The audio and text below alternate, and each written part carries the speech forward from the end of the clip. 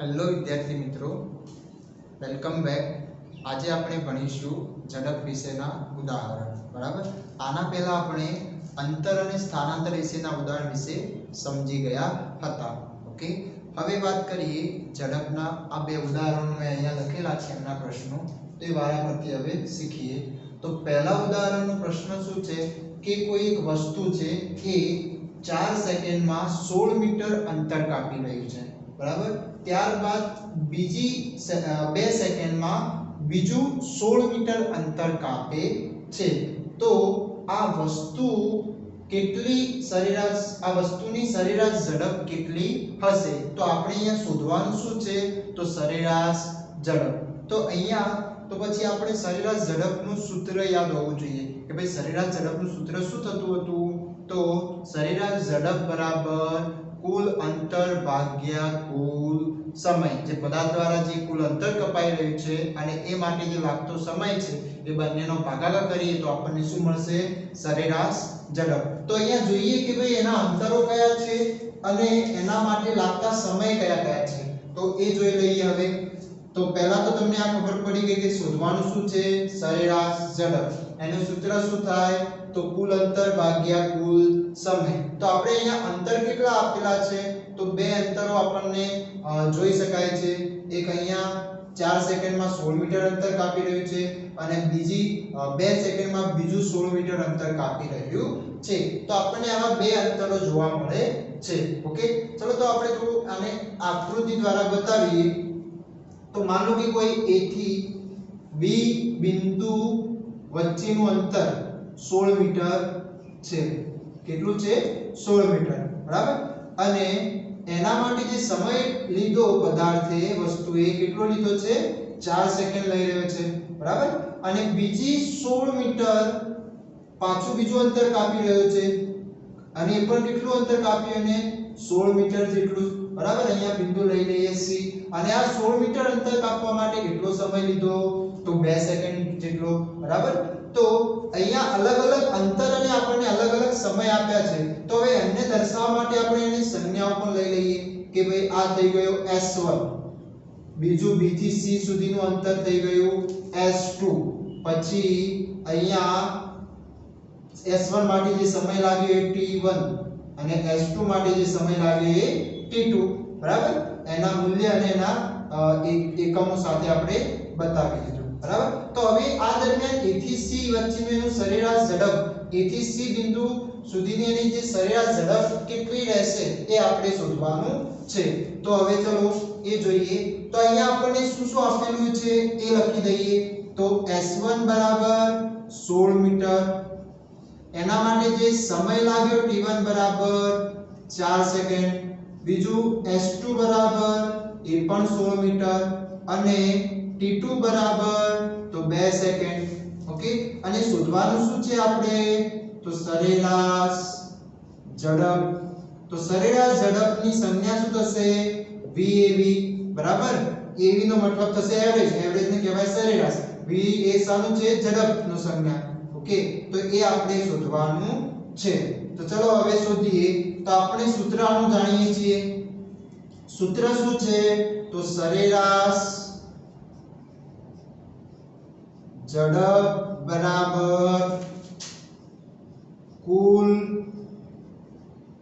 અંતર ભાગ્યા કુલ સમય. કુલ અંતર આપણું કયું થશે? S1 અને S2 બંનેનો સરવાળો કરશો એક કુલ અંતર મળશે. તો S1 S2 ભાગ્યા બીજું એના માટે સમય, જે કુલ સમય લાગે તો T1 અને T2 છે તે બંનેનો શું કરવો પડશે? આપણે સરવાળો. તો T1 T2. ઓકે, હવે શું થશે? તો ચલો આની જે પણ મૂલ્ય છે મૂલ્ય મૂકી દઈએ. તો S1 કેટલા છે? 16 મીટર. S2 કેટલા છે? એ પણ 16 મીટર. T1 કેટલા છે? તો એ 4 સેકન્ડ. T2 કેટલા છે? તો એ 2 સેકન્ડ. બરાબર, તો ચલો સરવાળો કરી દઈએ. તો અંશમાં થશે 32 અને છેદમાં થશે 6. તો 32 ભાગ્યા 6 કેટલા થશે? તો એ મળશે આપણને, ચલો અહીંયા બતાવી દઉં, 32 ભાગ્યા 6 તો 6 50 30 બે વધ્યા 0.6 તરી 18 ફરીથી બે વધ્યા 0 ફરીથી 6 તરી 18 ફરી બે વધ્યા એટલે કે આ શું થશે ચાલ્યા કરશે બરાબર તો હવે આ રીતનું જે મૂલ્ય મળતું હોય આપણને જવાબમાં તો એને કઈ રીતે લખશો તમે બે આંકડા સુધી એને બતાવી શકો છો તો આને દર્શાવવું હોય તો 5.33 કેટલા 5.33 હવે આ સરેરાશ ઝડપનો એકમ પણ દર્શાવવો ફરજિયાત હોય છે એટલે કે જે પણ તમે ભૌતિક રાશિઓ લો છો એનો એકમ જરૂરથી બતાવવાનો રહેશે જે પણ તમે ઉદાહરણ ગણી રહ્યા હો એમાં તો હવે આનો સરેરાશ ઝડપનો એકમ શું થશે અહીંયા તો તમે અંતર શામાં લીધેલું હોય મીટરમાં સમય શામાં લીધેલો હોય સેકન્ડમાં બરાબર તો હવે આનો જે સરેરાશ ઝડપનો એકમ બનશે તે અહીંયા શું બની જશે તો મીટર પ્રતિ સેકન્ડ તો આ આપણને શું મળી ગઈ પદાર્થની સરેરાશ ઝડપ બરાબર તો શું કર્યું આપણે આમાં સરેરાશ ઝડપ શોધવા માટે કે ભાઈ પહેલા તો એનું સૂત્ર શું હોય તો કુલ અંતર ભાગ્યા કુલ સમય તો આપણને અંતર કેટલા આપેલા છે તો બે અંતર જોવા મળે છે અને એના માટે લાગતો સમય પણ આપણને આપી દીધો છે તો પછી આપણા સૂત્રમાં પછી શું કરવાનું છે એ મૂલ્ય મૂકીને એનો ભાગાકાર કરીને જે જવાબ આવે છે આપણું સરેરાશ ઝડપનું મૂલ્ય થઈ જશે ઓકે તો આ વાત હતી પ્રથમ ઉદાહરણની હવે વાત કરીએ બીજું ઉદાહરણ બીજા ઉદાહરણમાં શું કહી રહ્યો છે કે એક મુસાફરીના પ્રારંભના સમયે કારના ઓડોમીટરનું મૂલ્ય એટલે કે ઓડોમીટરનું અવલોકન 2000 કિલોમીટર છે હવે આ ઓડોમીટર કોને કહેવાય તો આપણે ભણી ચૂક્યા છીએ કે ઓડોમીટર એ શું કરે અંતર માપતું સાધન છે જે વાહનમાં લગાવેલું હોય છે બરાબર જ્યાં આગળ આંકડા જોવા મળતા હોય છે જ્યારે આપણે અંતર કાપી ત્યારે એ આંકડા શું થતા હોય બદલાતા જતા હોય તો એને કહેવામાં આવશે ઓડોમીટર તો પ્રારંભના સમયે જે કારમાં જે ઓડોમીટર હતું એનું જે અવલોકન અથવા તો જે રીડિંગ હતું એ રીડિંગ કેટલું બતાવી રહ્યો છે 2 કિલોમીટર એના અંદર જોવા મળે છે એ ઓડોમીટરનું અવલોકન પછી એ જે કાર જે છે એ કાર જેનું અંતિમ સ્થાન પર જાય છે એટલે કે જે મુસાફરીના અંતમાં એ ઓડોમીટરનું અવલોકન કેટલું જોવા મળે છે તો એ જોવા મળે છે 2400 કિલોમીટર એટલે કે 2400 કિલોમીટર એ દર્શાવે છે અને જો આ મુસાફરી દરમિયાન લાગતો સમય 8 કલાક હોય h નો મતલબ થશે કલાક 8 h o u r એને શું કહેવાશે કલાક કહેવાશે h બરાબર તો 8 કલાક એને સમય લાગે છે આ બે પ્રારંભિક સ્થાનથી અંતિમ સ્થાન સુધી એટલે કે 2000 કિલોમીટર એનું ઓડોમીટરનું અવલોકન હતું તો એ 2400 કિલોમીટર થયું તો એના માટે સમય કેટલો લાગ્યો 8 કલાક ઓકે તો કારની સરેરાશ ઝડપ કિલોમીટર r ઇન્વર્સ અને શું વંચાશે કિલોમીટર કલાકની -1 ઘાત અને મીટર સેકન્ડની -1 ઘાત અને બીજી રીતે લખવું હોય તો આપણે આ એક શું થઈ ગયા એના એકમો થઈ ગયા તો આ રીતના પણ દર્શાવી શકીએ છીએ એને બરાબર તો આ બંને સરેરાશ ઝડપ આ બંને એકમોમાં આપણે બતાવવાની છે પરંતુ એના પહેલા આપણે જે કાર દ્વારા કેટલું અંતર કાપવામાં આવે છે એટલે કે કુલ અંતર કેટલું છે અને એ માટે લાગતો સમય કેટલો છે એ આપણને જાણવું જરૂરી છે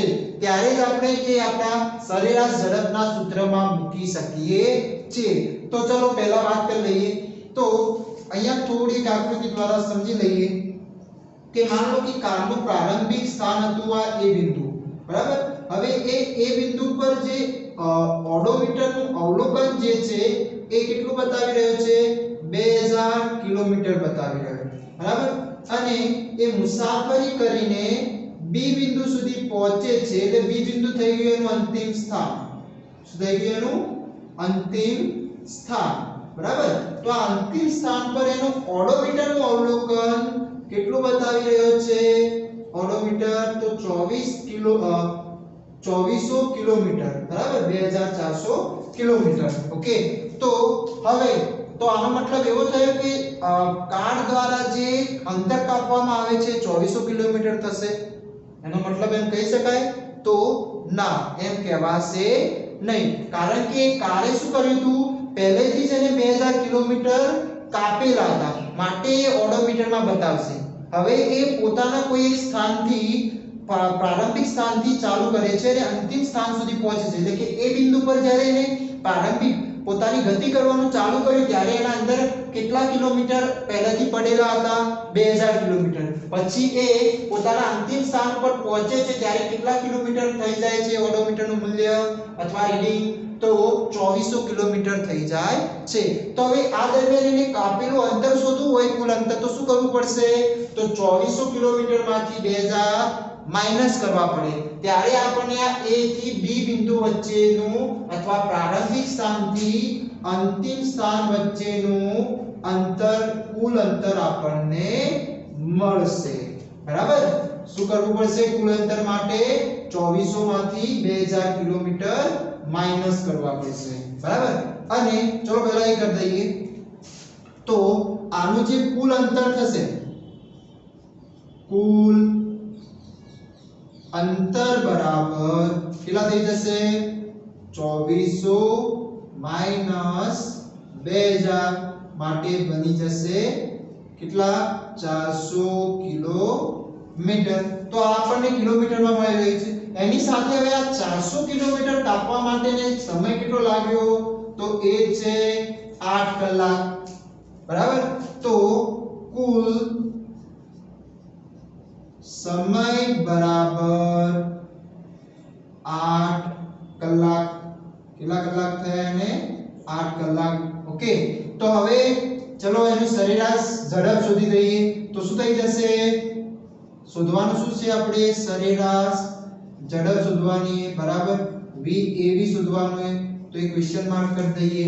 બરાબર? જે આપેલું છે એ આપણે લખી દેવાનું અને શું શોધવાનું છે એનું ક્વેશ્ચન માર્ક કરીને લખવાનું.